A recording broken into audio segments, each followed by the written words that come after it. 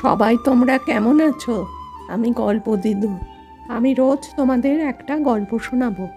শুরু করার আগে ভিডিওটা লাইক আর চ্যানেলটা সাবস্ক্রাইব করে নিও, এরকম অনেক গল্পের জন্যে। গল্পের নাম ছায়া মানুষের রহস্য। শান্তিপুর গ্রামের মানুষজন বেশ কিছুদিন ধরে আতঙ্কে। রাত হলেই গ্রামের শেষ প্রান্তে অবস্থিত পুরনো ঘোষবাড়িতে এক রহস্যময় ছায়া মূর্তি ঘোরাফেরা করছে। অনেকে বলছে ওটা ভূত, আবার কেউ কেউ বলছে ওটা চোর। কেউ সাহস করে কাছে যেতে পারেনি। গোয়েন্দা অর্জুন ঘোষের কাছে খবর পৌঁছায়। তিনি সরাসরি শান্তিপুর রওনা হন।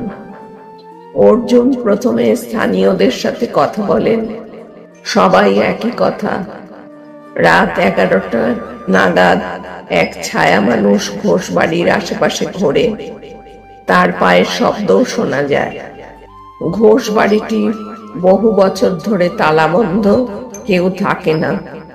অর্জুন সন্ধ্যা থেকে বাড়ির আশেপাশে নজর রাখতে শুরু করেন। রাত 11:20 সময় সত্যি একটি ছায়া মূর্তি দেখা যায়। মুখ ঢাকা, গায়ে কালো চাদর, হাতে একটা ব্যাগ। তিনি গোপনে অনুসরণ করেন এবং অবাক হন। ছায়া মানুষ ঘোষবাড়ির ভেতরে ঢুকে একটা দেয়াল চাপা গুদাম ঘরে হারিয়ে যায়। পরদিন অর্জুন সকালে স্থানীয় থানার সাথে যোগাযোগ করে বাড়ি তল্লাশি করেন। ওই গুদাম ঘরের ভেতরে লুকোনো একটি সুড়ঙ্গ খুঁজে পাওয়া যায়, যার ভিতর ছিল চোরাই সামগ্রীর আস্তানা, প্রাচীন মূর্তি, গয়না আর কিছু বিদেশি সামগ্রী।